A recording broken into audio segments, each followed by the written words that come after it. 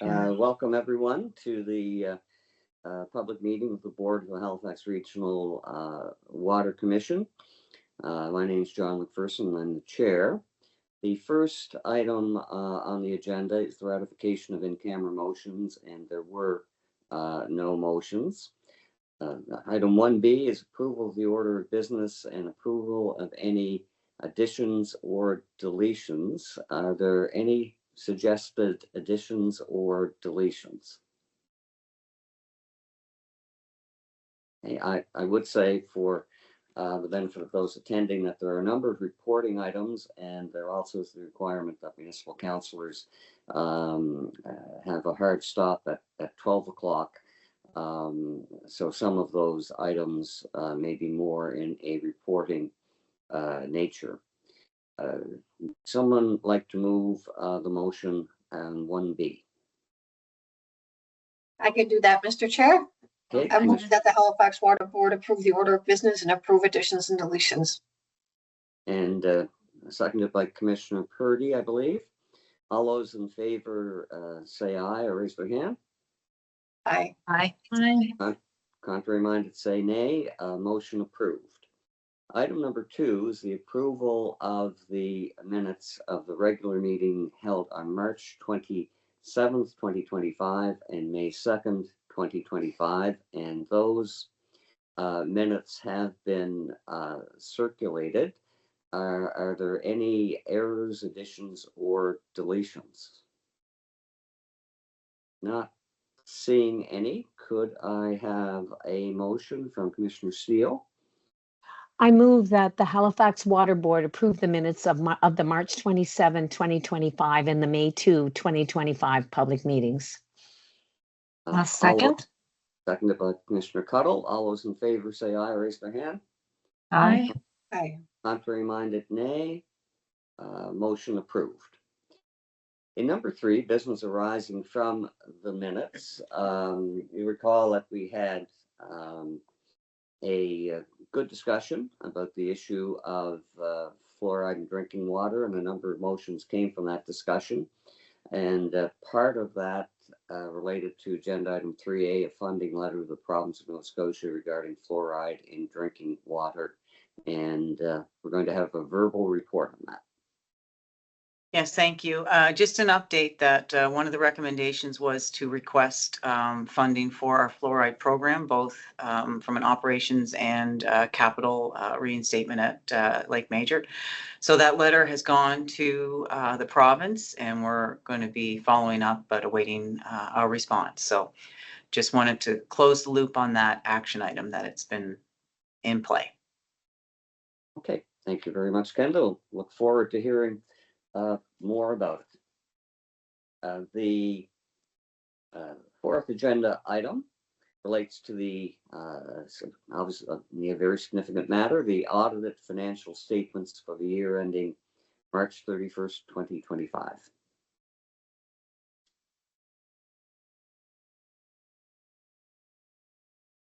I can do that motion, Mr. Chair. Okay, and I guess first of all, would we like someone to speak to those results, I believe, if that's okay.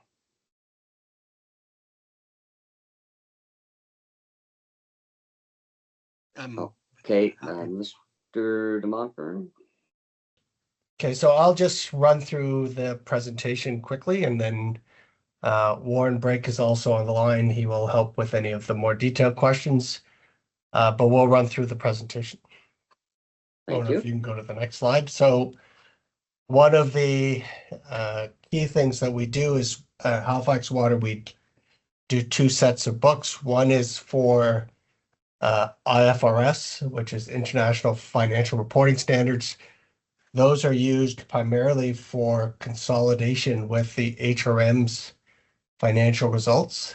The more relevant one to us as an organization is the Nova Scotia the Regulatory Upheaval Board handbook statements. Those are primarily a modified cash basis set of statements, and those are used for our budgeting, also used in our rate application. So I'll run through the results for the IFRS, and then I'll move to the handbook results. So comprehensive earnings under IFRS is approximately 3.6 million. Under the UARB, we have a deficit of about 15.3 million. This slide is the assets. There are a couple areas I usually focus on. One is our cash position, which you continue to see is very healthy, $73 million. We continue to and issued approximately $80 million in new debt last year. So in anticipation of our increased spend on capital projects, so we have a fairly healthy position. The other area that I wanted to highlight, we now have employee benefit surplus on our financial statements. That relates primarily to the health of our pension plan. In the past, that would have been a liability. And then the third area is our utility plant and service, which has increased about $56 million. And that relates to an increase in our assets of approximately $123 million, offset by the new depreciation costs. You can go to the next slide, please. So this is the liability side of the equation. So on the liability side, I want to highlight our trade payables, which are up approximately $12 million. That relates to our increase in capital spend and the invoices that we get primarily at the end of the year as the construction season wraps up. So that's a significant increase. The other area I wanted to highlight is our long-term debt. So I mentioned that we issued about $80 million in new debt. We have had repayments throughout the year, including a fairly significant repayment, the last payment on a debenture we owed to HRM related to our wastewater assets. And go to the next slide, please. So comprehensive earnings, these are the earnings related to the IFRS financial reporting. So you can see our revenue, $174 million, up about $2.2 million related to an increase in consumption. Expenditures have gone up approximately $14.5 million. That relates primarily to increases in salaries and wages, which is related to increases in staffing and our union and non-union wage rates. We also have increases in there for items like electricity, any of our sort of our traffic control costs. We also have a significant increase in depreciation of about $5.4 million. Which is contributing to that increase you see there. The other area that we highlight is in our financial and other expenditures. You see a significant increase in that line item of about $2.4 million from last year. That's mostly related to our new debt and the increase in our interest rates year over year. And Lorna, I think we could skip the next couple of slides. I tried to highlight these. If you can, this slide is perfect. So this slide shows the reconciliation between the IFRS financial statements and the Utility Review Board handbook financial statements. So these are the key differences between the two. So we start with the IFRS numbers of 3.5 million, where there are different methods of accounting relating to pension, to how we subtract or account for the debt principal repayments. Under the handbook, those are an expenditure. Under the IFRS system, they're not. There are various adjustments related to contributed assets. And then there are different accounting methods and timeframes used under depreciation. So that's a significant adjustment there as well, which shows the Nova Scotia Regulatory Approval Board loss of $15.3 million. You can go to the next slide, please. So these are the Regulatory Appeal Board financial statements. We budgeted for an $18.7 million deficit. we've ended the year with a deficit of 15.3 million. You see revenue is the same under both methods of accounting. Under our operating expenditures, the same drivers, subject to the changes in the depreciation methodologies that have used between the two. But essentially the results and the key drivers are the same between both sets of financial statements. So this is our water, wastewater, stormwater results. So this is our results by service. Water, the deficit is slightly higher than was budgeted. Wastewater is about $3.8 million better than budgeted. Stormwater is about $200,000. The deficit is slightly higher than had been budgeted. The next couple of slides are running through the results, water, wastewater, and stormwater. It's a recurring theme that you'll see as we go through them. And as outlined in the report, salaries are increasing, our contract services and traffic control increase, depreciation, debt, and interest costs continue to increase. We also provide a summary of the costs, so the regulated side of the business and also the unregulated side of the business. So the regulated activities are those that fall under the jurisdiction of the utility, the Nova Scotia Regulatory Appeals Board. The unregulated activities include things like having cell towers on our land or on our infrastructure. There's a windmill out at Pockwalk. So that's things that are not considered the normal business of the regulated side of the business in terms of our water, wastewater, stormwater services. You can go to the next slide. There is one more item that I will flag, which is flagged in the report. Subject to the board's decision on the organizational award, if there is a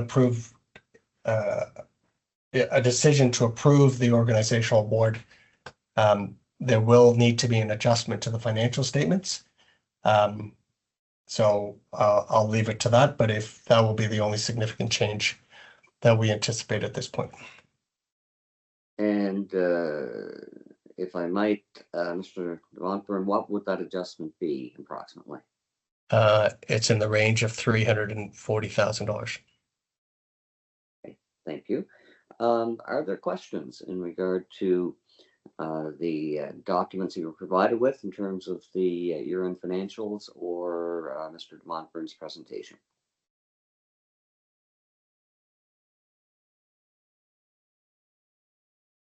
Okay, I don't see any. I have a couple quick questions, Mr. Montburn. The cash on hand was up about 66%. Is that largely the result of the regional development charge? It would be a combination of the increase in debt and also the increase in the revenue or the payment of the RDC charges over the course of the year. So it would be the new debt that was taken on plus the RDC. That's right. Yeah. Okay, great. Yeah, that's certainly all that I had. Any last chance for any additional questions? Okay, Lorna, if you could put the motion on the screen and I would call for someone to move it. I can do that, Mr. Chair. Okay, and did you have a question, Commissioner Deagle-Gammon, or I see your hand is up? Oh, no, just I can put the motion on the floor. Okay, moved by Commissioner Deagle-Gammon, seconded. So the motion that the Halifax Water Board approve the financial statements of the Halifax Regional Water Commission for the year ended March 31st, 2025. Yeah, sorry about that. And seconded I can by second. Commissioner Cuddle. Any additional discussion? All those in favor say aye or raise their hand. Oh wait, I do have one question. Okay. Sorry, one question.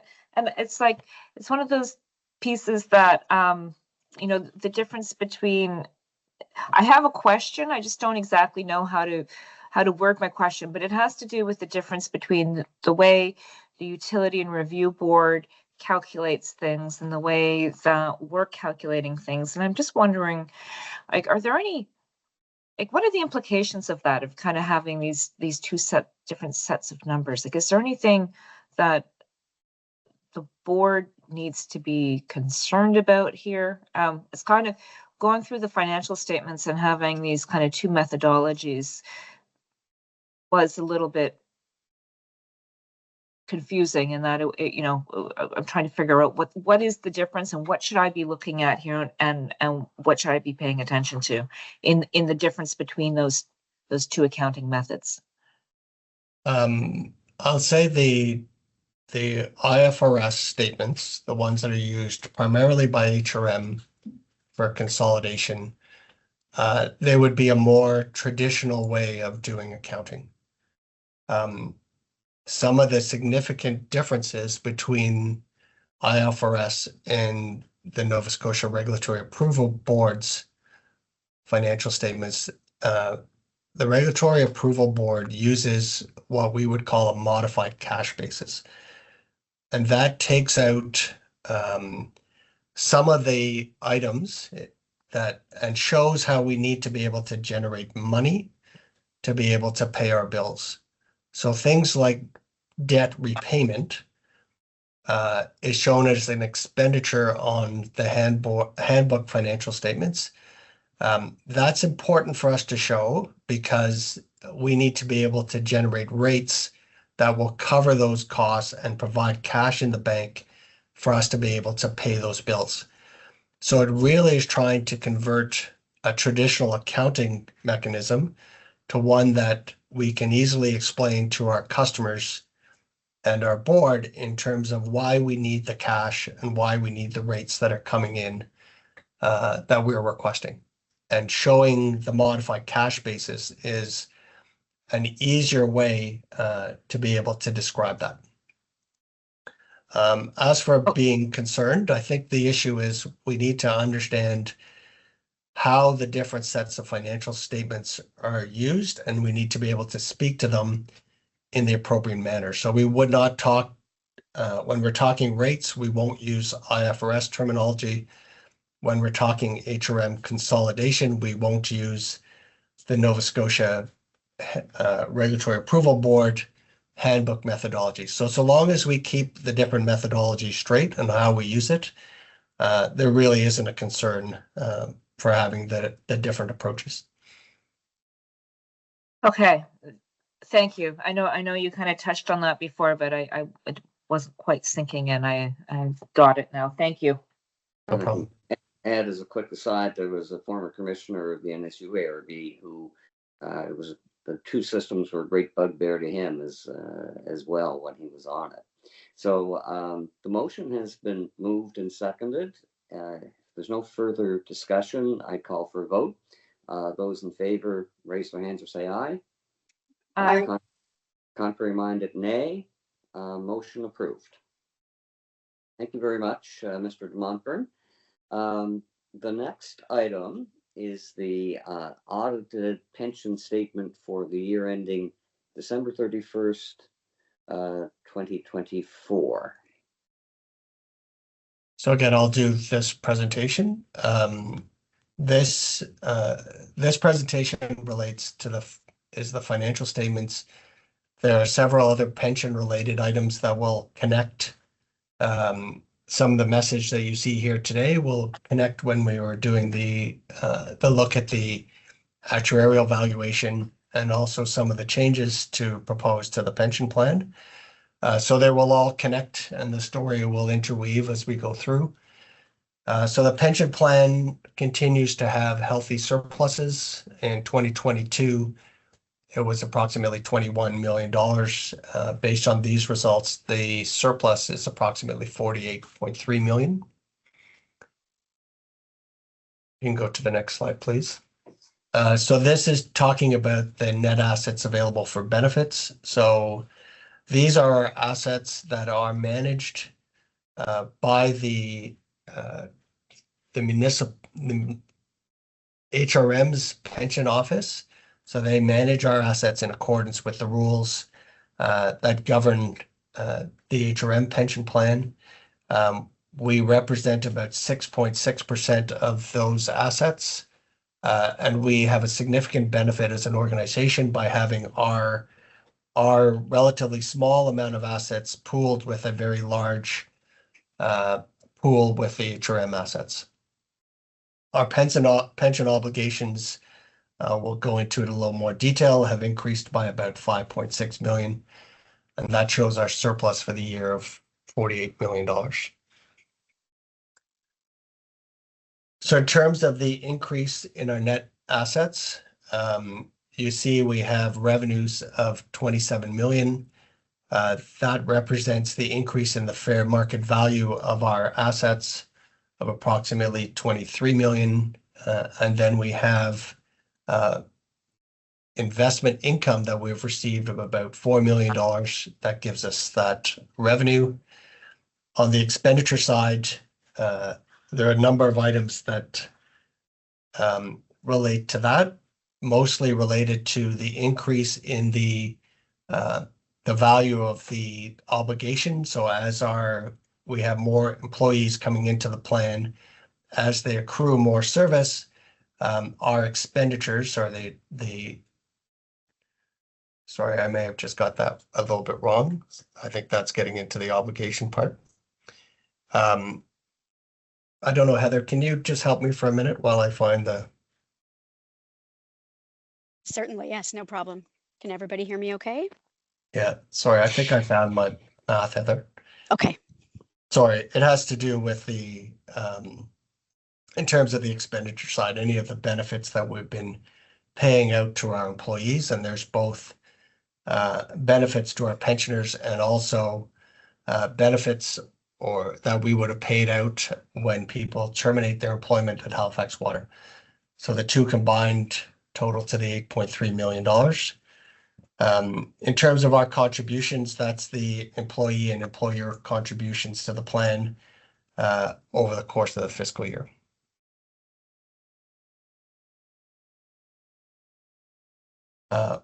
In terms of the obligations, they start the year at about 164 million. We have an increase of $5.7 million in our obligations. Some of that relates to the change in the assumptions that we have used in our actuarial valuation, which we'll talk about in more detail further along. Those benefits, as I mentioned, continue to accrue as our employees earn more service. The benefits that we have already in the plan continue to grow.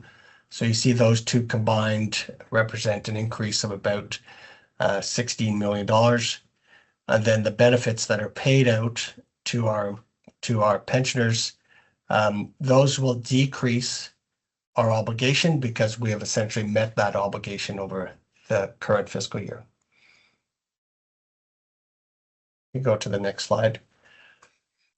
So the auditors have a couple of final steps that they need to go through, including getting the board's approval for the financial statements. Once they have gone through those final steps, our anticipation is they'll issue a clean audit report. The overall message is the plan continues to be healthy. The returns we're getting on the master trust, the assets that are invested with HRM, continue to be very favorable. And as a result of where the pension plan is, the next actuarial evaluation would be expected in January 1st, 2028. Thank you, Mr. de Montfort. Are there any questions concerning the financial statements as they relate to the pension plan?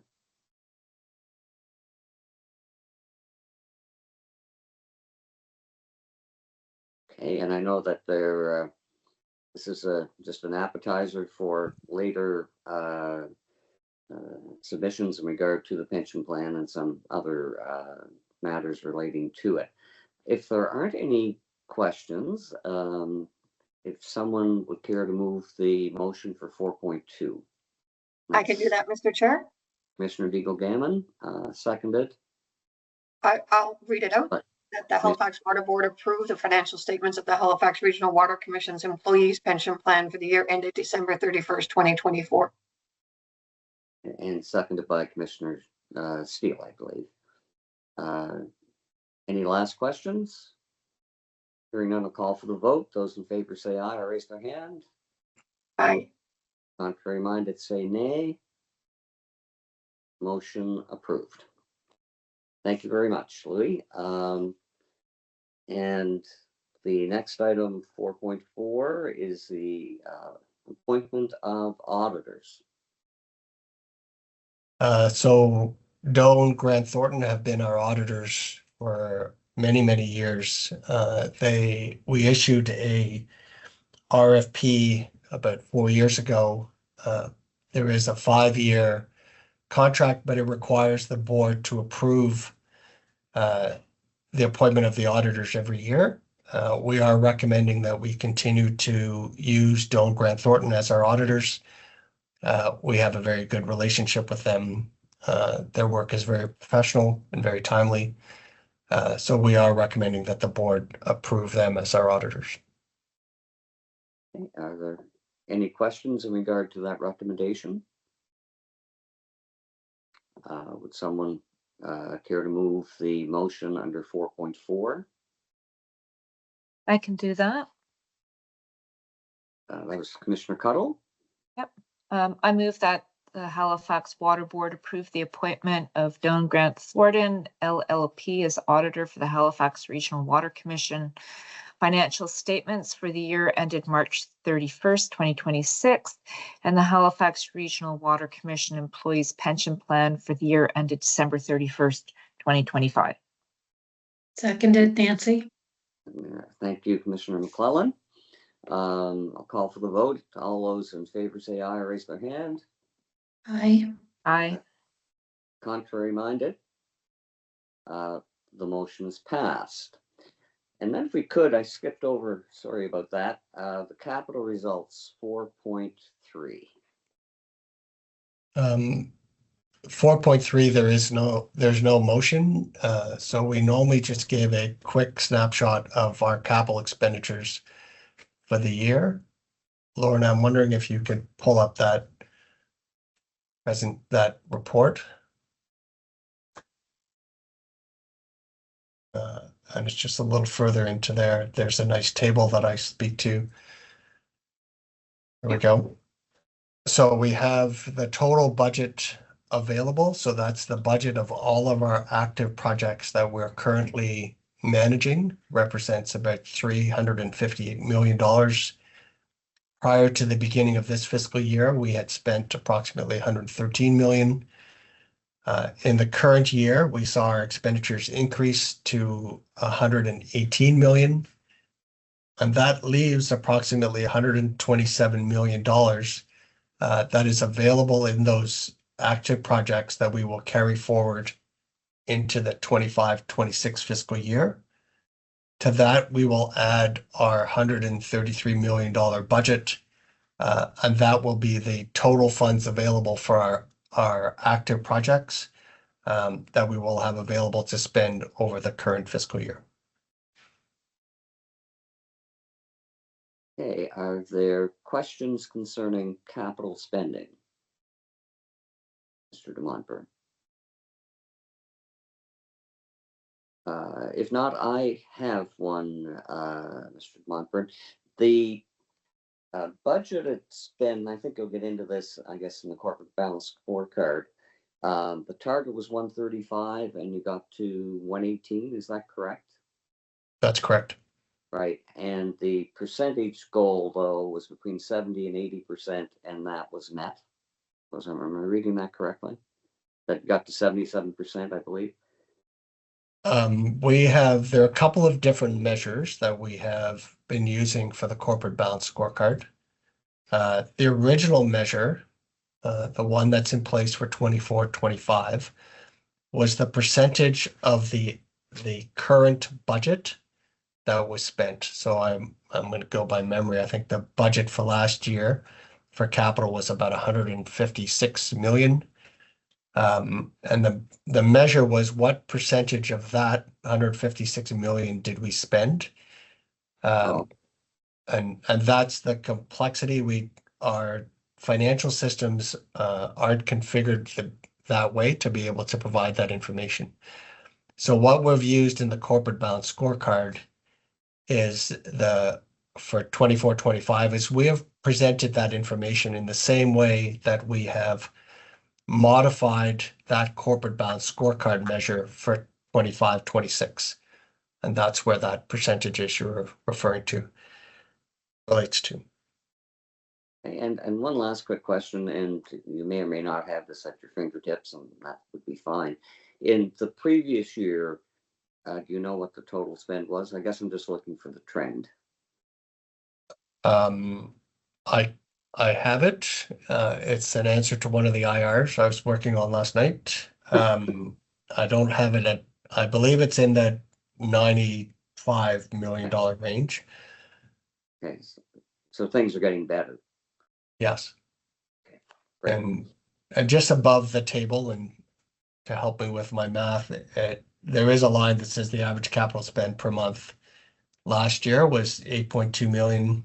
So that would add up to about 96 million. Okay, that's great. Anything coming out of that from anyone? Okay, well, thank you very much for that update, Mr. de Montfort.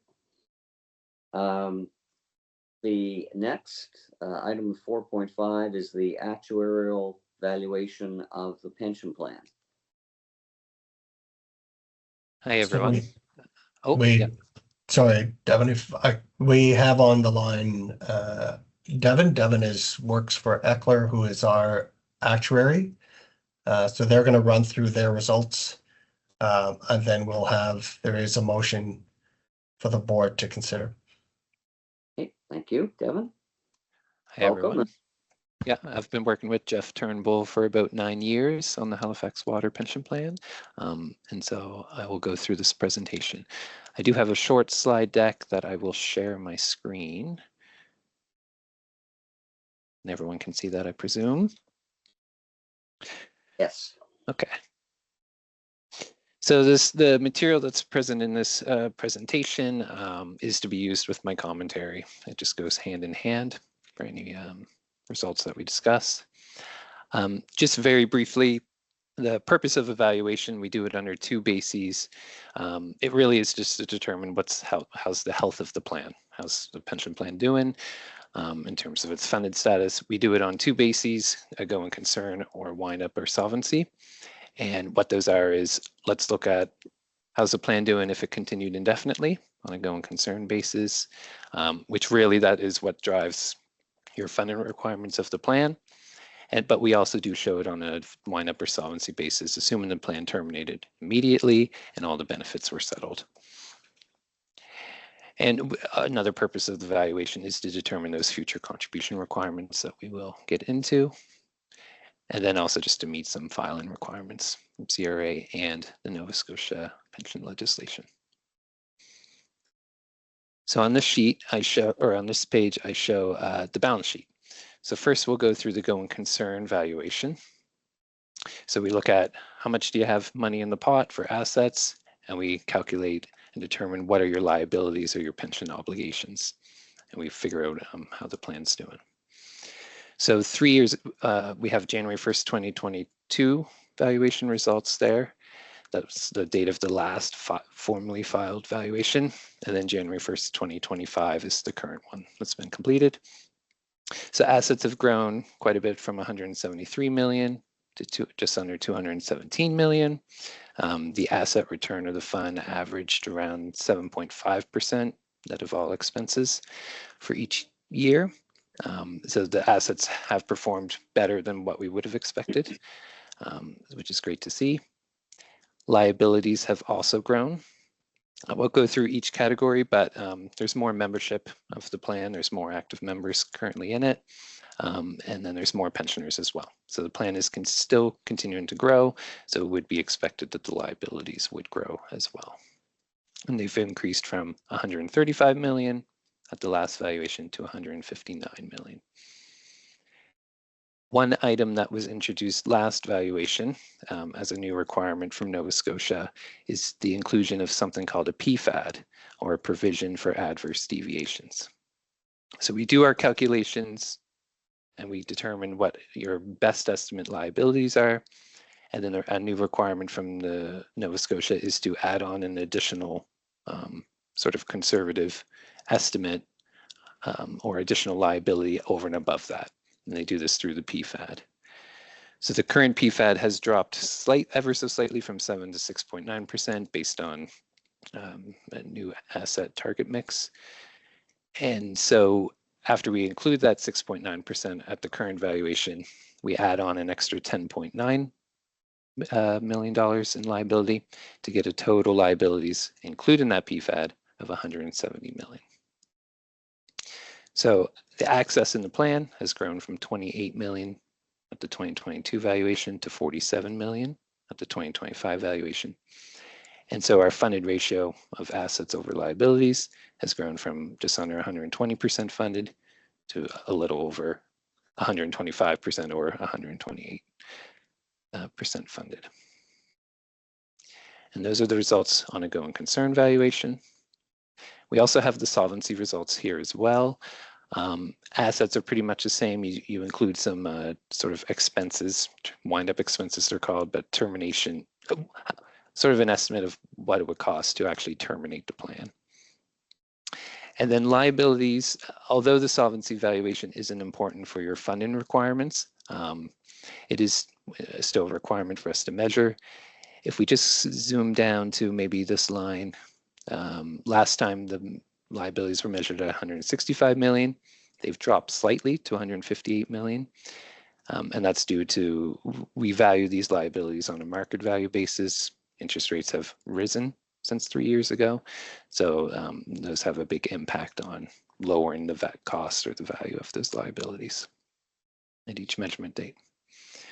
And then we have this line item 85%. It's just a requirement of Nova Scotia. The plans that are required to do so fund to 85% of this of the solvency liabilities. So that would bring our 158 million down to 135 million. And then our access on a solvency basis was 32 million 3 years ago, but now it's up to 82 million. And that's reflected in the solvency ratio as well. So the solvency is in a great position. Only if it ever dropped below 85% would you then have to do yearly or annual valuations. But based on its current status, we can maintain the valuations every 3 years. And then we also have this hypothetical wind-up funded ratio. This ratio is, it takes the same measurements as the solvency valuation, but you also include some past service indexing that's included in that liability calculation. While solvency, you can exclude it. And that hypothetical wind-up funded ratio has grown from 78% at the last valuation to over 100% or 108.3% at the current valuation. And that's going to be an important metric when I get to some of the conclusions. So that's our balance sheet. So one thing that we do as an exercise is we know that the plan at the 2 dates, we had a surplus or an excess of 28 million at the last valuation. It's grown to 47 million. What are some of the reasons for that? So we go through an exercise to measure the gain and loss because in our valuations, we use a bunch of assumptions to project what might happen, but it's usually never the case. And so we go through to figure out where have things may have strayed away from what those assumptions were. So I'll try to go through these quickly. This 28 million, it would attract interest if all our assumptions were met as expected, and that interest would improve the position of the plan by 7.6 million. As I mentioned, the investment income, the assets did better than what was expected in the last valuation. So that improved the position of the plan by 6.9 million as well. The change in the discount rate, so at the last board meeting, we approved the assumptions and that discount rate has risen 20 basis points. And as a result, that lowers the liabilities, and so the position of the plan improved by approximately 5 million. This next item is a little bit smaller. It's only around 500,000. But what this is the contributions that came into the plan were just slightly above the benefits that actually accrued to the members when we measure it based on the percent of payroll. And that's just a function sort of change in demographics as time goes on. This 1.5 million is related to including the PFAD and contribution rates. So with the January 1st, 2022 valuation, the board approved the decision to include that PFAD on top of the best estimate current service costs as a means for including some conservatism in the funding of the benefits. Similar to when the benefits come into the plan, the regulator requires that the liability include this PFAD, so a decision was made to include the PFAD in the contribution rates. There's a $500,000 retirement experience gain. So what this means is we project out when people may retire, and so people did retire slightly later than what we would have expected. This miscellaneous source of gain of around 280,000, that's sort of everything else that we didn't measure. We tend to measure all the key factors or based on the key assumptions. And then once we get that down to a proper threshold, we can feel confident in the results that we were able to produce. And then, so the top was some gains that the plan experienced. The bottom is some losses. Salary increases were greater than what was expected 3 years ago due to some recent union negotiations, and that would have been a loss of $2 million on the balance sheet. And then termination experience and pensioner mortality experience. This is sort of, these are quite small relative to any other groups. And this is just slightly different experience than what we would have expected for those terminated or the mortality rates or the pensioner deaths. So any losses for pensioner mortality does mean people are living longer than we expected, which is a positive thing overall for members. And then this final line item of change in provision. So we're required to include a PFAD, and just as liabilities grow or as new service costs enters into the plan, it attracts this PFAD. So as a result, it's a loss because we're now including it. On this page is the funding requirements of the plan.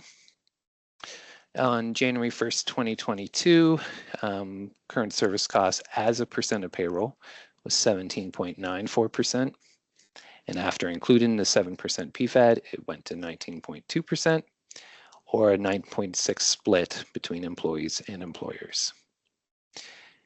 Our current valuation, that 17.94, has dropped to 16.32.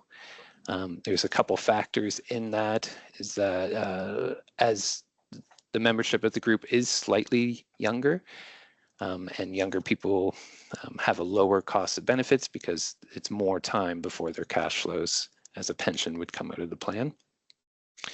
So more time for that investment growth to kick in, as well as we've raised the discount rate, so that drops the current service costs of the benefits as well. After we add on the 6.9% PFAD, that goes to 17.44.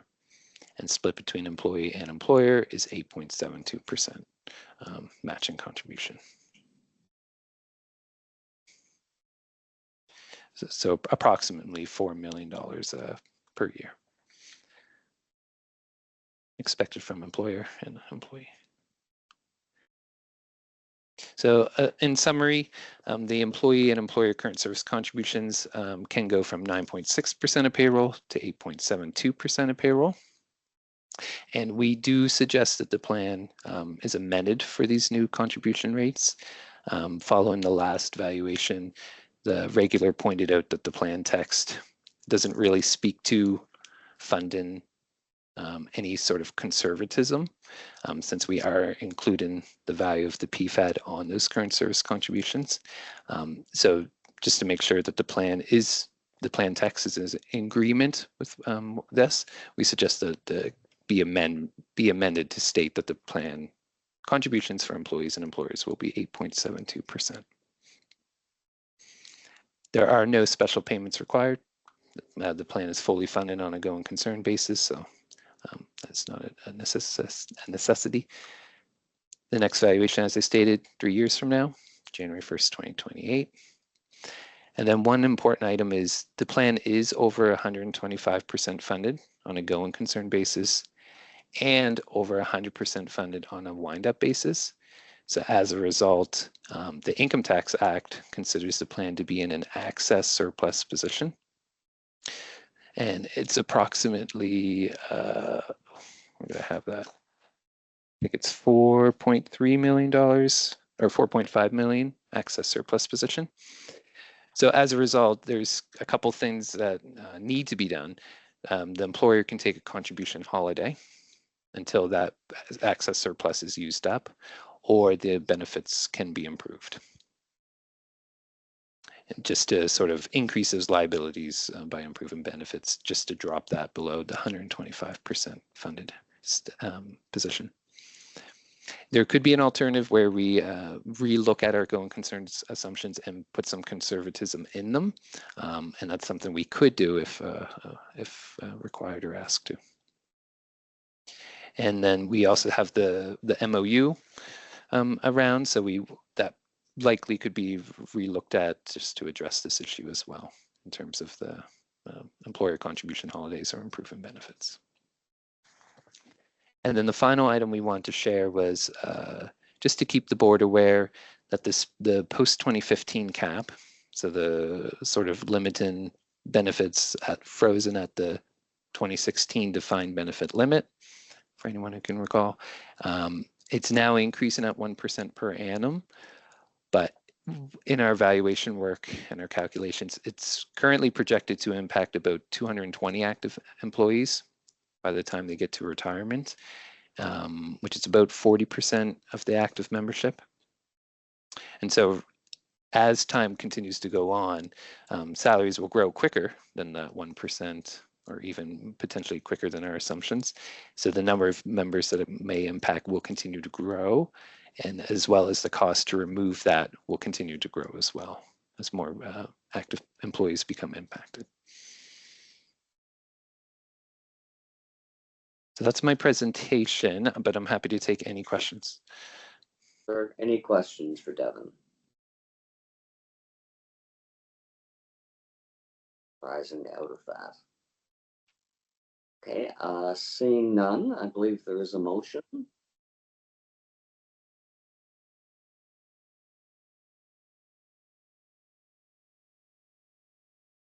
And if I may, Mr. Chair, I'm wondering if I would have an opportunity to speak to some of the other items that Devin has on that last slide. Of course, of course. Devin, are you able to put that last slide up? Yes, yes, I can again. So one of the items that Devin's raised is the issue with the memorandum of understanding.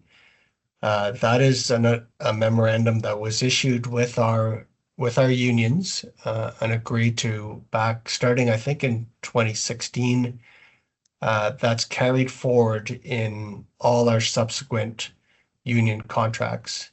And what that MOU speaks to is the need for Halifax Water and the union to look at benefits and recouping our special payments that were made by the employer over the period leading up to and subsequent to the changes to the pension plan.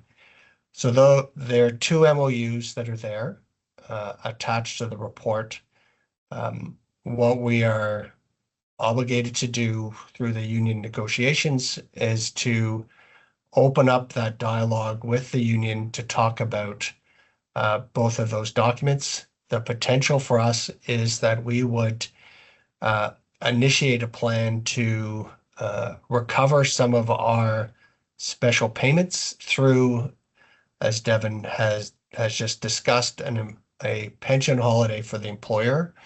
So that would allow us to recoup some of our special payments, would also have the impact of adjusting the excess surplus that he referred to of about $4 million. Our proposal is we will start that conversation with the union. Depending on the results of that, we would come back to the board as the trustees looking for authorization to make any changes that come out of that discussion. Okay. Thank you, Any Mr. Chair. question? Sorry. I just said thank you. Okay, and Kathy Deagle-Gammon raised her hand, as did Commissioner Cuddle. Maybe Kathy first and then Patty, if that's okay. Great. Thank you so much, Mr. Chair. Louis, there's a motion on our agenda about changing the employee and the employer's rate of the pension from 9.6 to 8.7 or 8.7.2 according to that slide. If we approve that, does that in any way negatively affect the conversations that management will have when they revisit their union agreement? Are they connected or not connected? It doesn't have a negative impact on our conversation with the union. Wonderful. Thank you. Commissioner Cuddle, please. Thank you. I'm just wondering, oh, it's changed. Where did it go? The last slide there. It was talking about the MOU either being an employee contribution holiday or an increase in benefits. There it is. Okay. Must either improve benefits or take an employer contribution holiday. I mean, is that what happens with the union negotiation here? Is that, like, their decision could be to improve benefits? And in that case, what would the implications be for Halifax Water?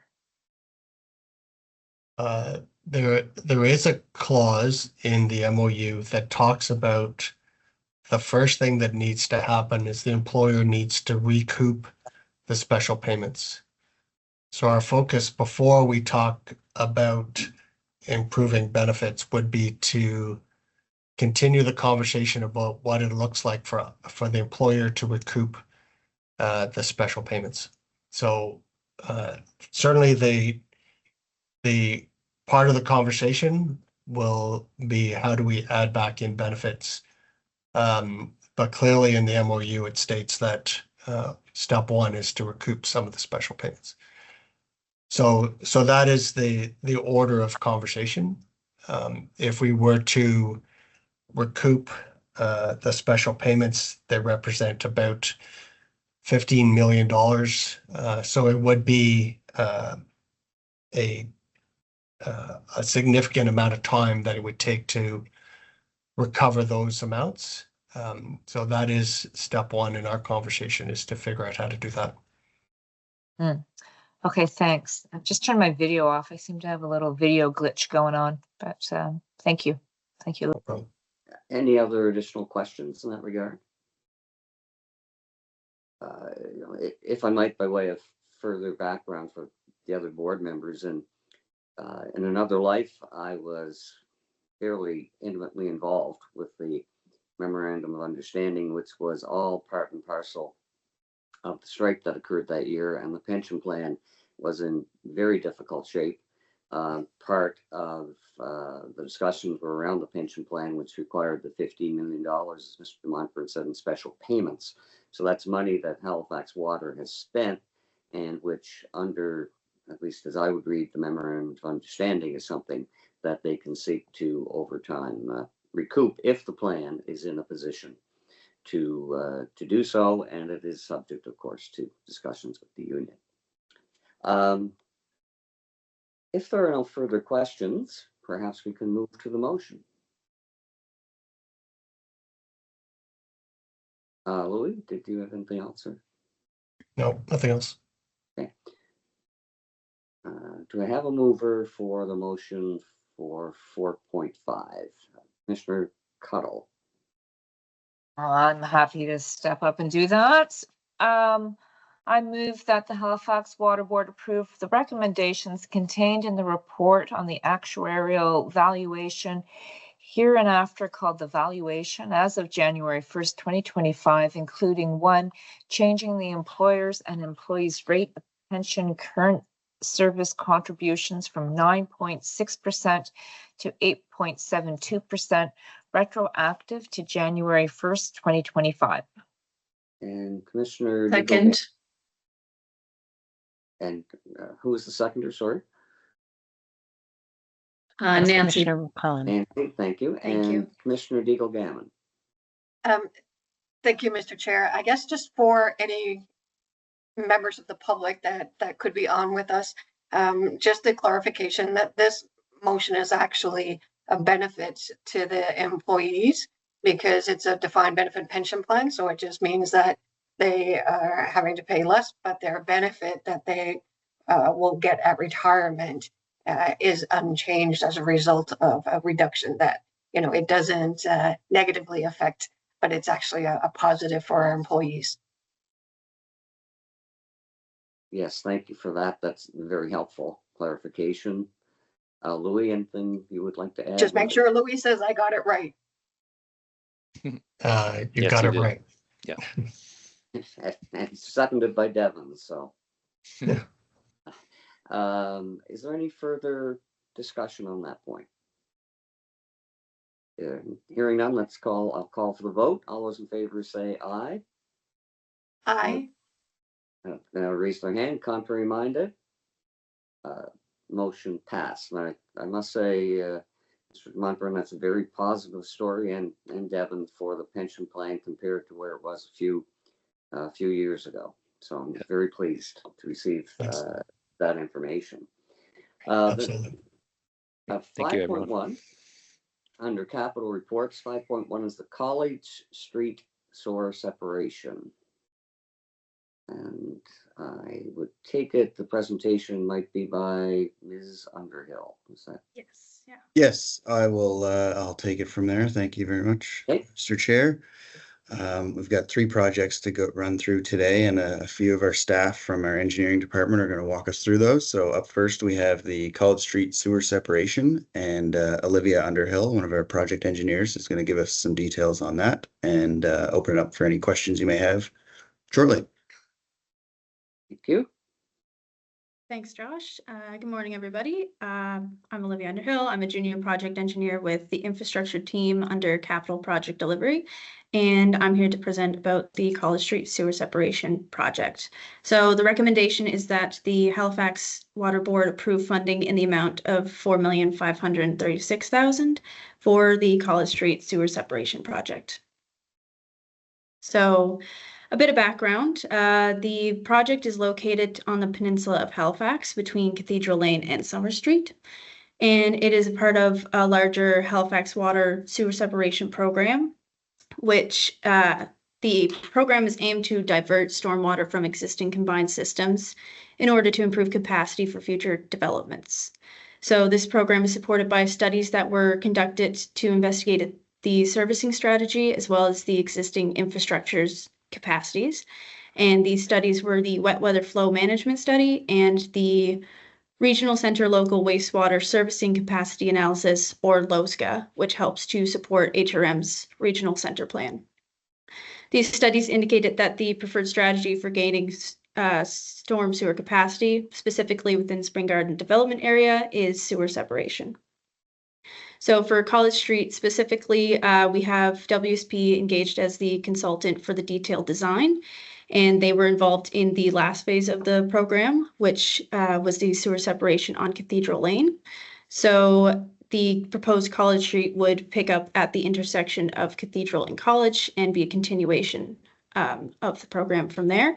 So alternative designs were and alignments were considered for this project. However, the design was recommended that the existing combined sewer remain in place and act as the sanitary sewer, and approximately 200 meters of new storm sewer be installed. So the most cost-effective alignment was considered for this, and it's just along the south side of the street, which helps to avoid major impacts to the existing water main as well as mature trees in the area. However, the relocation of an existing gas main will be required and coordination with other existing utilities and public access in the area. So some of the benefits of sewer separation are that the strategy utilizes the existing infrastructure to remove sufficient flows and minimizes the number of required property reconnections. It also helps to decrease the amount of flows related to growth to the combined system outflows, and it also helps with wastewater treatment capacity issues as it also diverts stormwater from the wastewater treatment plants. So this slide just has a high-level cost breakdown of the associated project costs, and a more detailed breakdown is included in attachment 1 of the board package.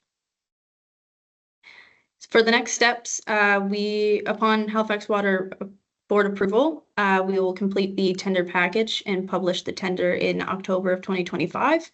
And then once tender closes in November of 2025, we will start the utility review board package using the results obtained in the tender. And then we will award the tender in December and have construction begin in May of 2026, wrapping up in the fall of 2026.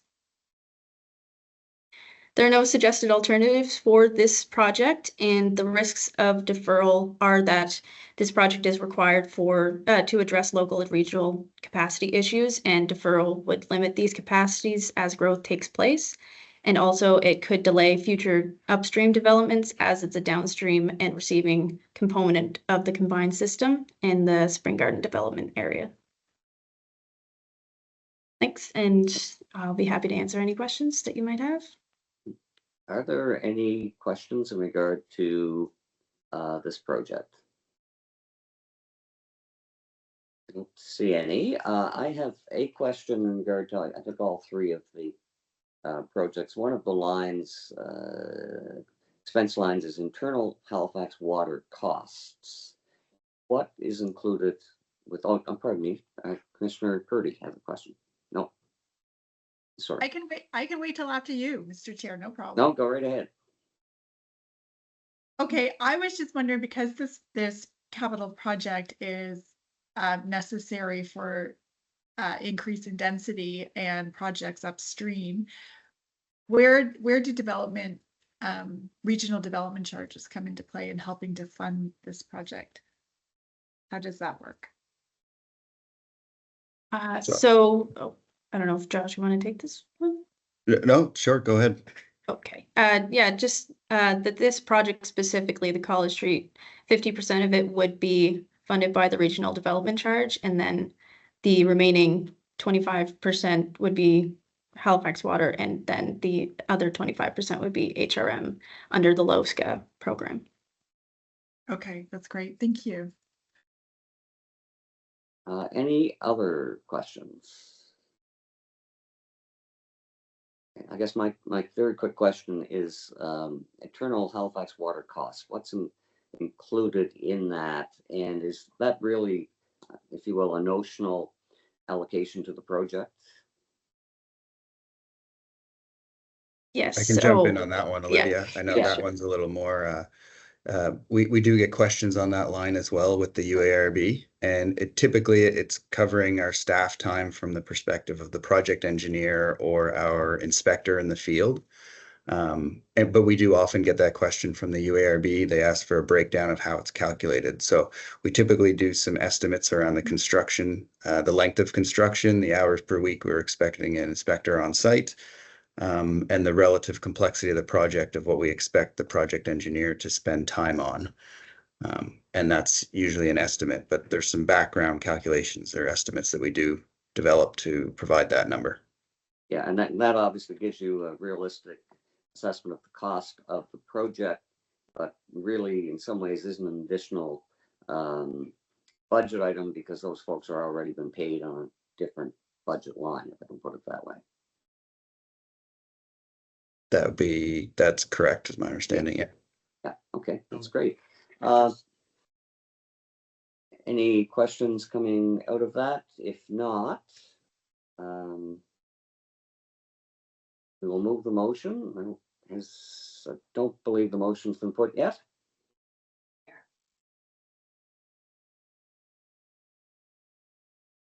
I'm happy to move, Nancy. Okay, thank you, Mr. McClellan. It's moved that the Halifax Water Board approve the College Street Sewer Separation Project for a total project cost of $4,536,000, inclusive of net HST. Do we have a seconder? Seconded by Commissioner Second. Steele.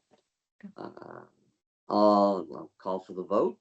All those in favor say aye or raise their hand. Aye. Contrary minded. Motion passed. Josh? Great, thank you. Thanks, Olivia. On to the next item. We have the Bears Road. It's a phase 2 project, widening for HRM, as well as we are integrating on water transmission main work, as well as some sewer separation. So we've got Silvana Hagui here from our municipal engineering team is going to provide a presentation. Thank you, and good morning, everyone. I'm here to present Bears Road project, as Josh mentioned. Did we skip a slide there, or I thought we had a recommendation slide? I guess not. We have it probably at the end. I'll skip to the background. So background of the project, Bears Road is designated as a transit priority corridor under HRM's rapid transit strategy. And phase 1 of this project was completed back in 2020-21. And this phase 2 of road widening includes new curbs and sidewalks between Connaught and Windsor Street. And we will be, and the existing distribution water system on this stretch of Bears Road dates back to 1940s, and it has with history of several breaks, and the same goes with the existing transmission main that was installed in 1892.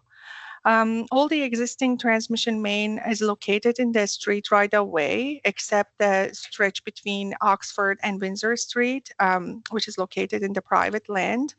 And the existing wastewater system along Bears Road here is a combined system, and has been previously studied and recognized as a sewer separation project by Halifax Water's design consultant. Next slide, please. To continue with the project scope, as mentioned before, Halifax Water will be integrating with HRM on this phase. We will be, our scope will be including the replacement of existing water distribution main and replacement of approximately 20 lead services within this project limit. We will be installing a new 750 millimeter transmission main, and for the sewer separation side, a section of the existing transmission main will be repurposed as a stormwater collector from Connaught to Oxford Street. And since the other section of the existing transmission is located in the private land from Oxford to Windsor, we can't repurpose that part, but we will be installing new stormwater main for that section. Next slide, please. Over here, again, we have a very high level estimate, project estimate, and more detailed can be found in attachment 2 of the report. As for the next steps, we already have tender drawings from our consultant. We received them early June, and currently we are just reviewing them internally. The plan is to go to UARB in July, August, and with our pre-tender cost estimate. HRM is planning to publish the tender in fall, and while we work through the regulatory approval process, HRM expects to award the tender in winter and begin the construction in the spring of 2026. And here's our recommendation. We recommend that Halifax Water Board approve 16,373,000 for this project to move forward. And next, thank you for listening. Happy to answer any questions. Are there any questions relating to this project? And Commissioner Cuddle. Yeah, not so much a question, just just want to note the age of some of this infrastructure and something that's 130 years old. So with everything that we're experiencing in the city and the increased demand on our water and wastewater systems, probably a good time to get to some of this stuff. So thank you for your report, much appreciated. Thank you. Any other questions? Commissioner Deagle-Gannon. Thank you, Mr. Chair. Just an edit. The UARB board is no longer, so you might want to do a little edit on the slide, Regulatory Appeals Board. That's right. We caught that little after it was all posted on SharePoint, but yes, thank you. Any other questions? I guess I have one comment and a question. I think it's a tremendous idea that you're repurposing the water transmission line. And one of the items on the agenda is cost containment initiatives of Halifax Water. Do you have an approximate figure as to how much that would save on a project like this? And I won't hold you to it, and if you don't, that's fine. But it would seem to me that that would be a reasonably good saving. I don't know if you have that exact number, Sylvana, but I think don't. We could, it's safe to say that if you were to look at the length of the transmission main we're repurposing and apply an estimated couple $1,000s per meter, depending how you look at it, over the length of it, that it would be in the range of thousands of dollars. We could definitely look into that number, but I think you raise a good point that there wasn't an initiative to look at how we could repurpose that pipe. It has been lined, so it's 133 years old, but refurbished and used for a pressure solution. So that's a good point to take away, Mr. Chair. Might be something that you might want to find your way into the cost containment report next year. If there are no further questions, I'll call for the motion. I can make that motion, Mr. Chair. Commissioner Deagle-Gannon. Thank you. That the motion that the Halifax Water Board approve the Bears Road water transmission main replacement and sewer separation project for a total project cost of $16,373,000, including net HST. Seconded, Nancy Seconded by McClellan. Councilman McClellan. I'll call for the vote. Those in favor, say aye or raise their hands. Aye. Contrary minded. Hearing none, the motion is approved. Josh. Great, thanks. So next we have Sullivan's Pond. So this one is a verbal update from Andrew Snow, one of the managers in our capital project delivery team. It's a project that was previously approved by the Halifax Water Board, and in working through the NSRAB approval process, as well as the first phase of the project. Due to the length of time, we applied when we did to try and line up the tenders with the approval. And in doing so, we had revised cost estimates and more detailed design done during that process. So Andrew's going to provide a verbal update on where we are with part 2. Yeah, thanks, Josh. So as he mentioned, this project was presented to the board in November 2024. Since we received approval in November, the project design has progressed and additional scopes of work have been included. The new scope of work includes water transmission main replacement and additional sewer separation.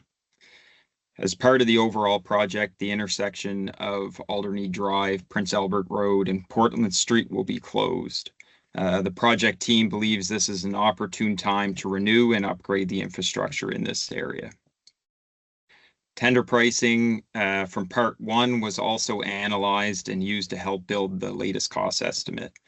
This resulted in higher unit rate estimates for the stormwater infrastructure.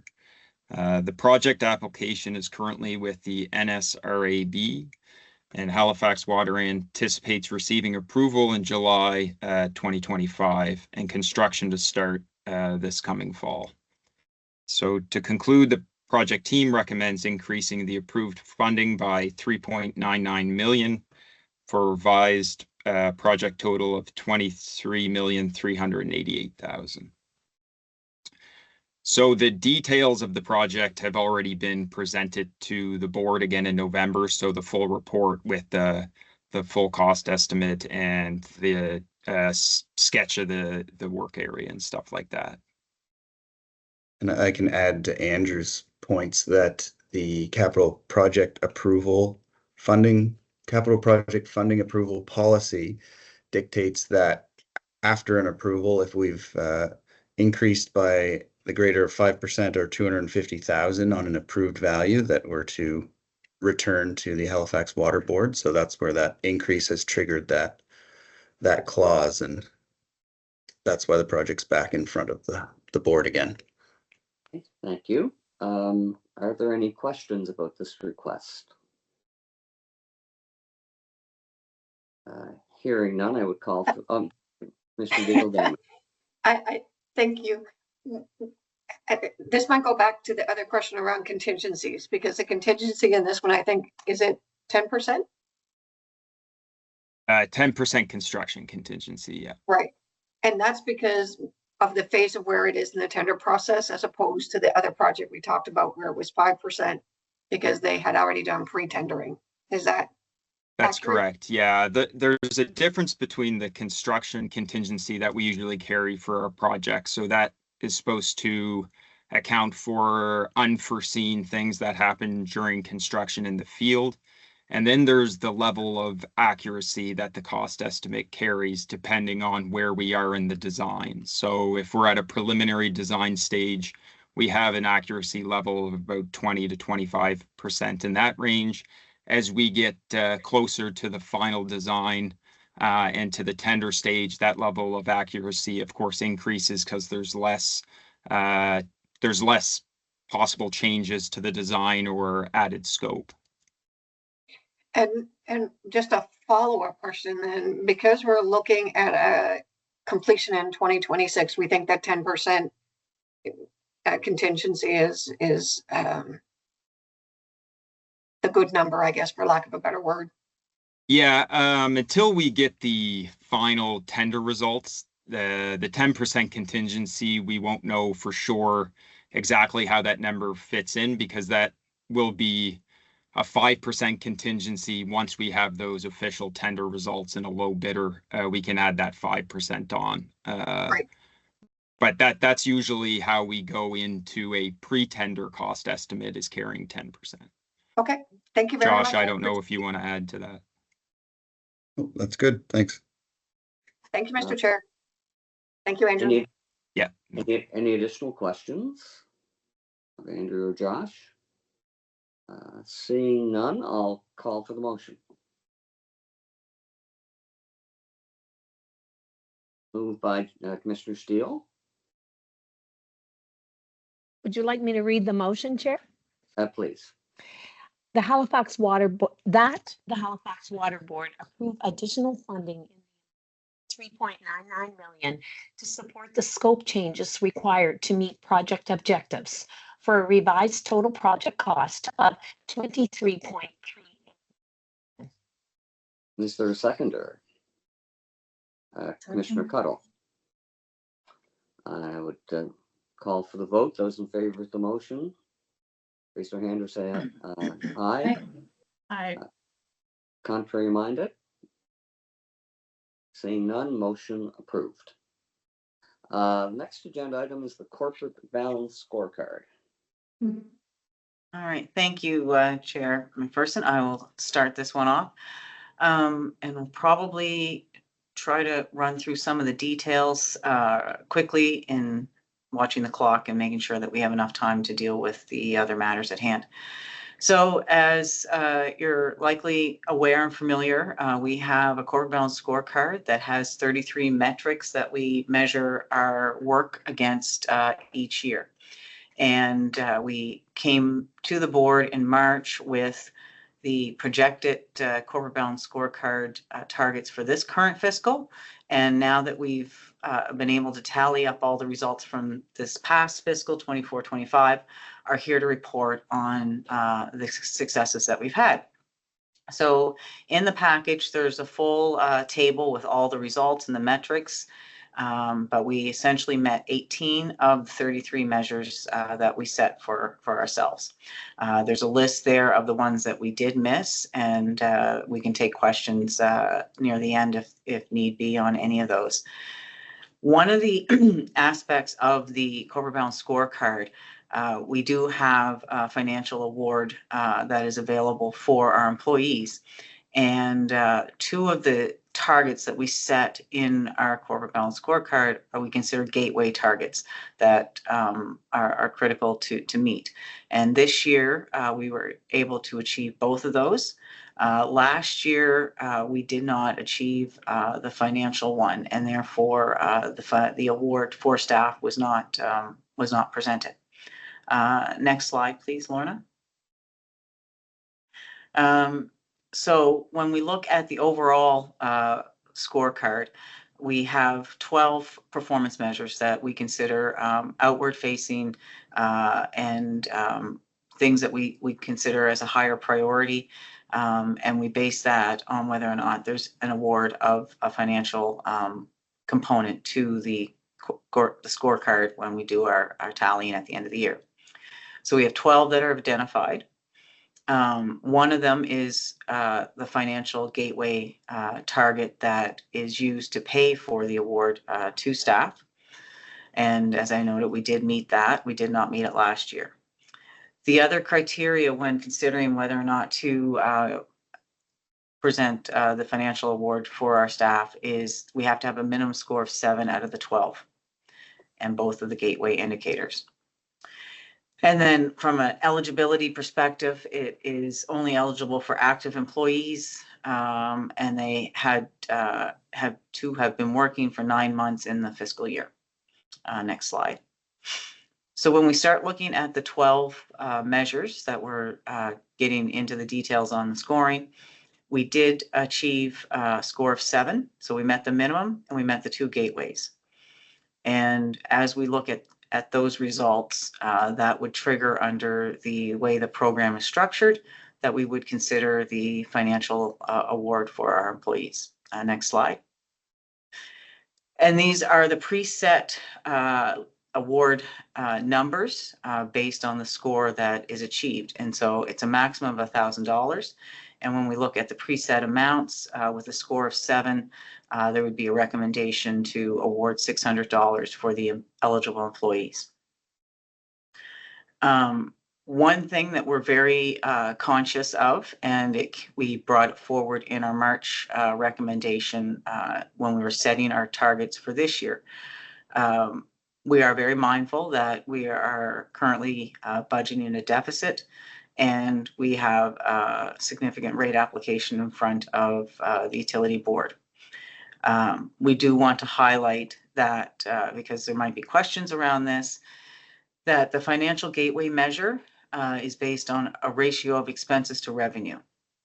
And the expenses are used in calculating are adjusted to ensure that there's sufficient funding to pay the organizational award. The existence of an operating deficit does not affect this calculation when we're determining the gateway target. And subject to board approval, the payment of the organizational award will increase the expenses for the fiscal year, as Louis mentioned earlier in his presentation, and will increase the operating deficit by approximately $340,000. So the next steps, as I noted, the targets for 25-26 were approved, and we're operating within that framework currently in this fiscal. As we noted, being mindful of our current deficit situation, we did propose that in this current fiscal that the board be presented with an additional measure to consider when determining whether or not to make the award next year, this current year. So we'll be proposing in Q4 to bring forward some recommended language around that for consideration this time next year. And also that the final results from the corporate balance scorecard will be submitted to Halifax Regional Council as part of our annual accountability report. And so next slide. So then we'll go to the recommendations, but happy to take any questions on any of this. Are there any questions concerning the corporate balance scorecard and the results of the past year? Next, this is Commissioner McClellan. Thank you. Can you go back to slide 6, please? I think I've raised this before and I might just have a mental block about it. So forgive me if I'm repeating and not understanding. Targets for the year that we're currently in, 25-26, were already established. And the staff can expect to be paid on the ones we're approving imminently because it's for last year. Am I right so far? Just a point of clarification. So the scores that we presented and the qualification of the award for staff is based on our results from 24-25. So those targets for 24-25 would have been approved by the board in March of 2024 for that fiscal. For 24-25. So everybody has Yes. an understanding and the staff have an expectation that Correct. this is the program that's in place for 24-25. Right.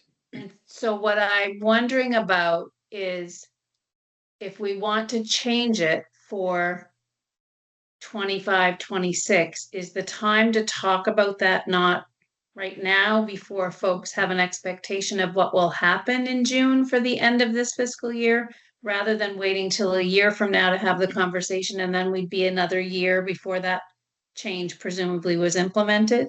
So in our March 2025 meeting, just recently, one of the recommendations was in anticipation of that and maybe and having the ability to set the expectation for this current fiscal, excuse me. So we believe it's structured such that we'll bring forward a measure that you can consider when considering this current fiscal of 25-26. Yeah. So we feel that we're placed that financial health discussion and metric can be brought in this current fiscal. The expectation of staff, sorry, yeah. Sorry, so in this presentation, it said we would consider it a year from now, but what the clarification I think I'm hearing you make is that this board will consider that much sooner than that, so as to manage expectations. Correct. In the current fiscal year. So probably like September, where we're almost 6 months into the current fiscal year. Is that a fair? We can /suggestion? Yeah, correct. We can bring that forward at the September meeting just for full clarity and transparency. And the intention currently is that would be for the current year we're in 25-26. Correct. That new measure. Okay, thank you. That helps. Thank you. Are there additional questions or discussion?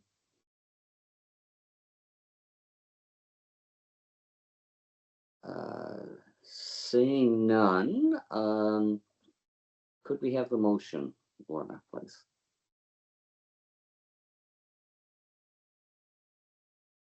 And do we have a mover for the motion? And Commissioner I can move it. Purdy?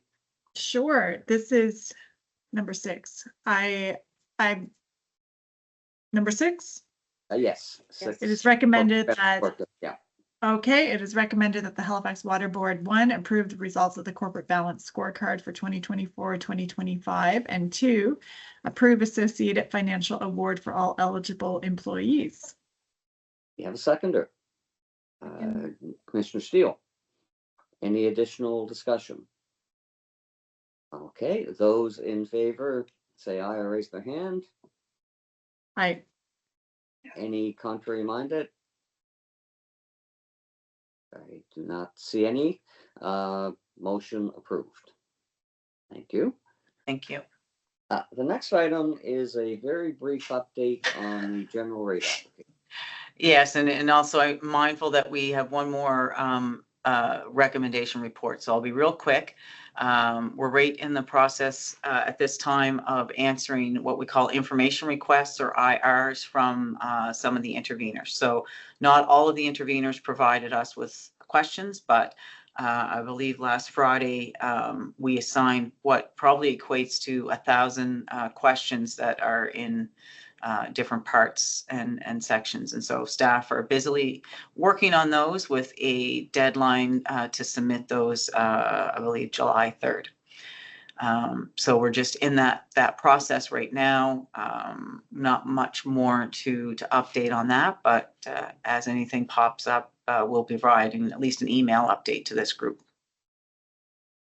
Okay, thank you for that, Ms. McKenzie. Any questions regarding the current status of the GRA?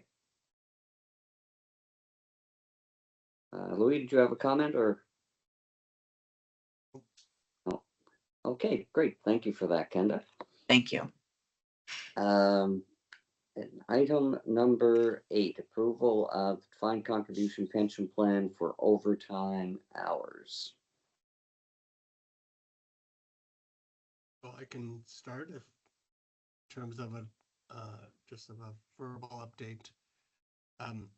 Through our union negotiations, we agreed as part of that contract to implement a defined contribution amendment to our plan to allow for our unionized employees to contribute to the defined contribution plan and pay 6% on their contribution for that overtime. The employer would match their contribution to a further 6%, and then those funds will be available for the employee when they retire or leave the organization. There's the second part to the amendment, or to the motion, which speaks to expanding that ability to our non-union folks as well, to bring about parity between how we treat our employees across the organization.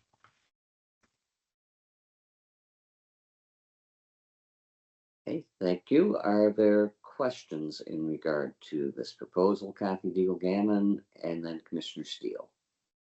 Thank you very much.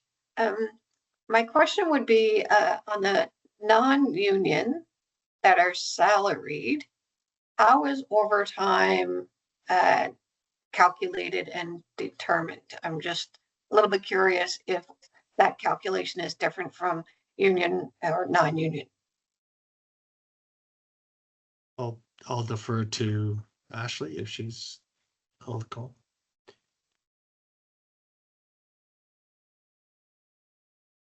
My understanding is it's done exactly the same way. Staff track their time to the extent that they have worked over a certain number of hours. They'd be entitled to time and a half, or depending on whether or not it's a holiday, etc., will be double time.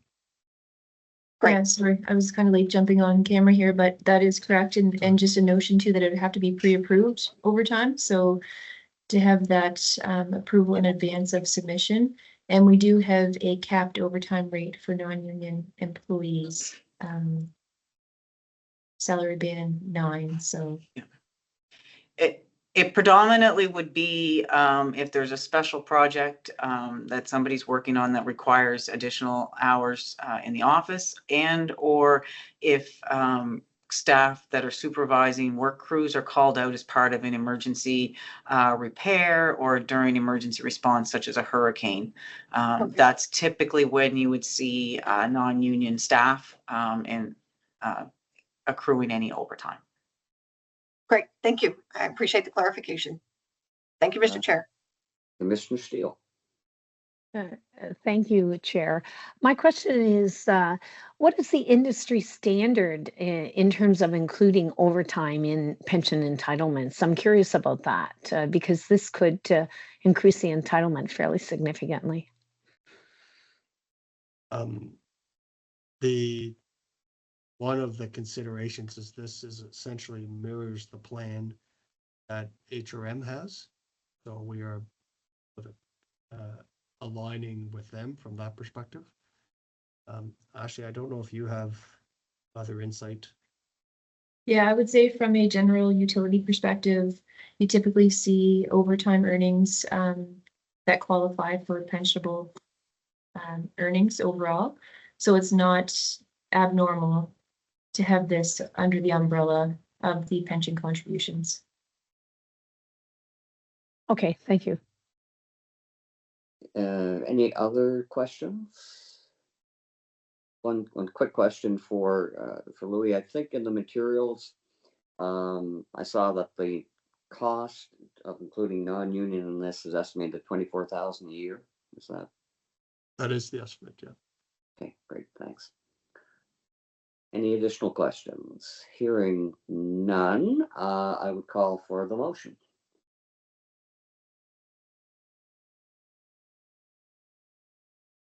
And that would be number 8, moved by Commissioner Cuddle.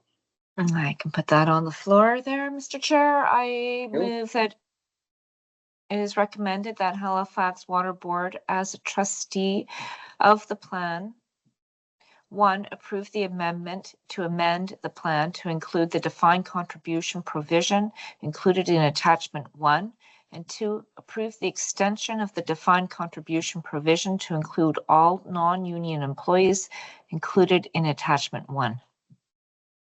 Second. And we have a seconder from Commissioner McClellan. Call for the vote. Those in favor say aye or raise their hand. Aye. Oh, sorry. Okay, and contrary minded? Hearing none, motion approved. Thank you. The Boil Water Advisory update on corrective measures is the next item. So as Jarvis gets on screen, just wanted to give a heads up or a reminder that we did submit our annual update to the RAB June 1st. And so we continue to work through the corrective measures that the team has identified. And so I'll turn it over to Jarvis for just a recap, please. Thank you. Have the slideshow, Lorna. Speak to that. So I'm Jarvis Singer. I'm the acting senior manager of water treatment and wastewater treatment.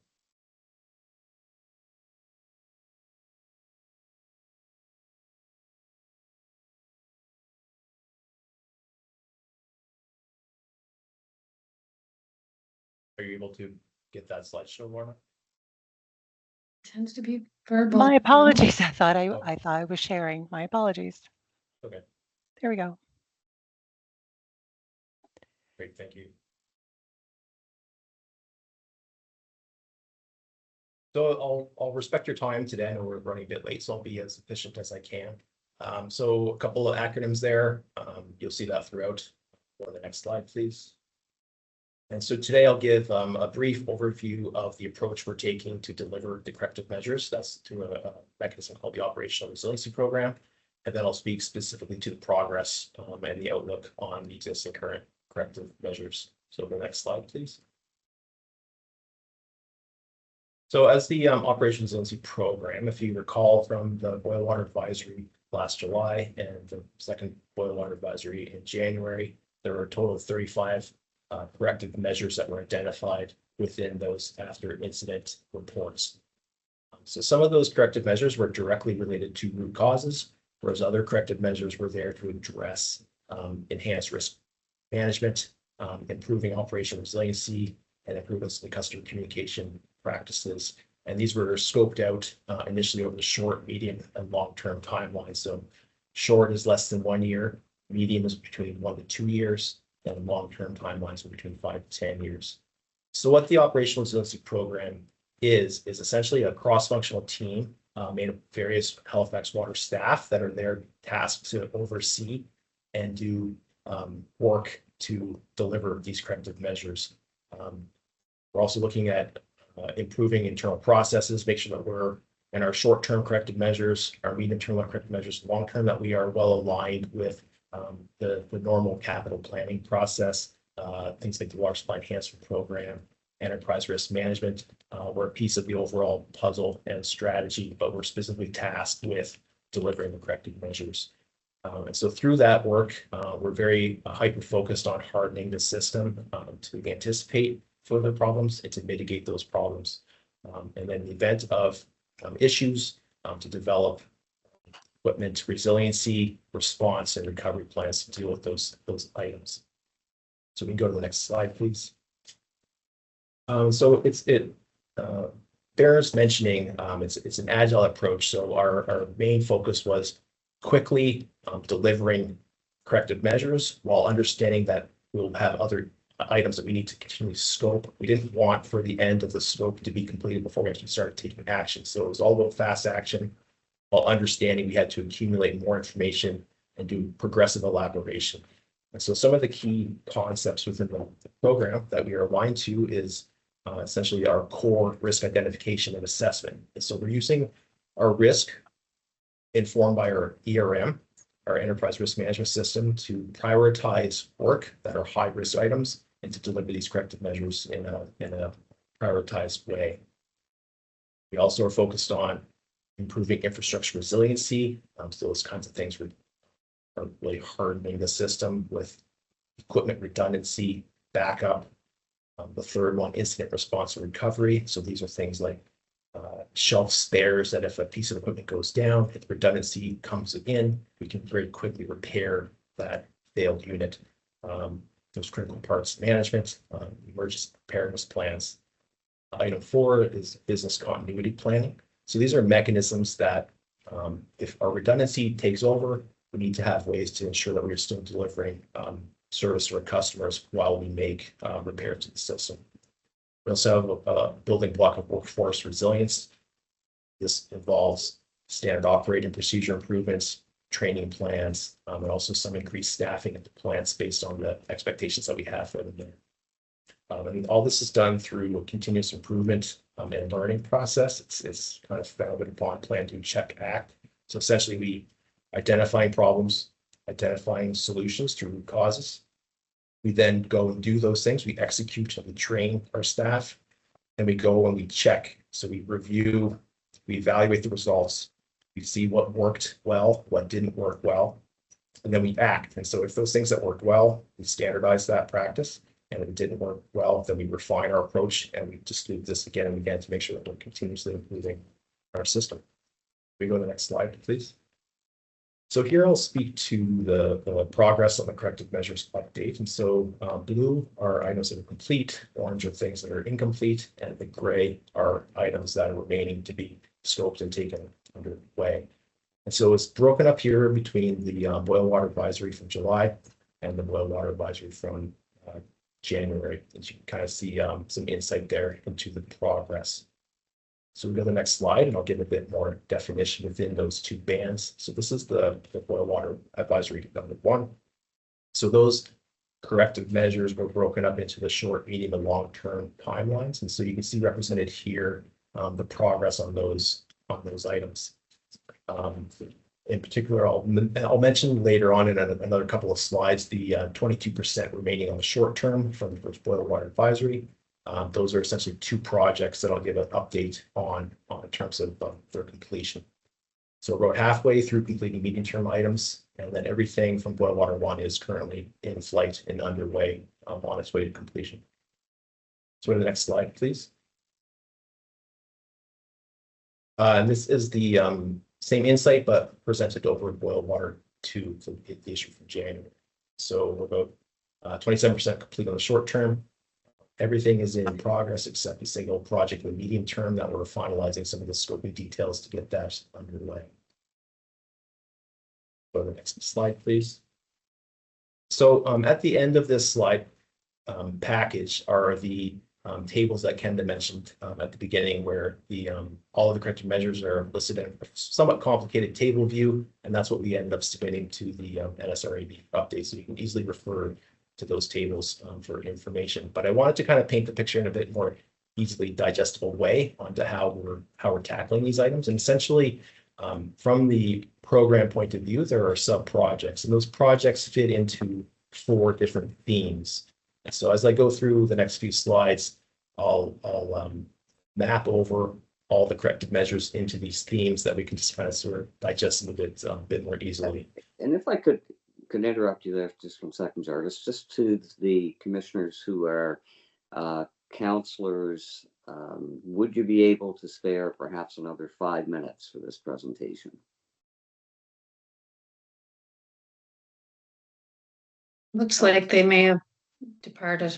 Oh, no, No, Commissioner no. Cuddle and Daigle Gaiman both still here. Yeah, I'm here as well. Oops, sorry, I shouldn't have spoken. Yeah, if you could, what I would suggest in terms of the other items is, which are more informational, but obviously very important, and staff have taken time and put effort into preparing them, is that if there are any questions in regard to those, that they be sent to Kenda with a copy to me, and those would form part of the minutes of this meeting, so that nothing gets lost in translation if we have to cut this meeting off shortly. Is that acceptable to folks? Yeah. Yeah. Mr. Chair, I'm on site at City Hall, so I'll be able to stay, just so Okay. you know. I cannot. I have to. Yep. I have to get down to City Hall. So I have a hard stop there. I do too. Mhm. Yeah, I do as Okay. well. Is there a way? Well, I think to defer? We can certainly defer. In any event, I would think we would have this having been submitted to the RAB, that we would have another update in September in the normal course. Is that correct, Kenda? Correct, yes, yeah. Okay, and you know, hate to interrupt you in the middle of your good work, Jarvis, but I think we're about to lose quorum. So perhaps folks can look at the presentation that's in the package, and would it be fair to say that it is essentially similar to your slide deck? If not, if you could supply the slide deck to the board as well, and perhaps we'll handle it in the same way through any written questions we have, and answers that'll then become part of the minutes.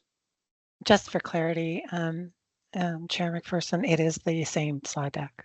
It is? Okay, that's great. Thank you, Lorna. So, you know, with that, thank you for your interrupted presentation, Jarvis. Sorry about that. I think in terms of some of the planning we had coming out of the workshop, if we're faced with this type of an agenda in the future, and I guess at this time of year that's not unusual, we might want to have to look at maybe scheduling it in a couple tranches or extended period of time or something, so that we don't run into this problem, because certainly don't want to disrespect staff who spent the time, put in the effort for all of the other good reports that are in their packages, and I don't want anyone to read into that any disrespect for their work. It's just that we have to run into a quorum problem. So I would ask for a motion to adjourn.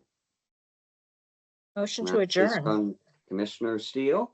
Look, thank you everybody for your good input and efficient input into a busy agenda. And hopefully we'll see everybody at the annual general meeting. And for those who I don't, hope everyone has a great summer. Thank you, folks. Thank you, everybody. Take care. Thank you, Mr. Chair. Bye. Bye.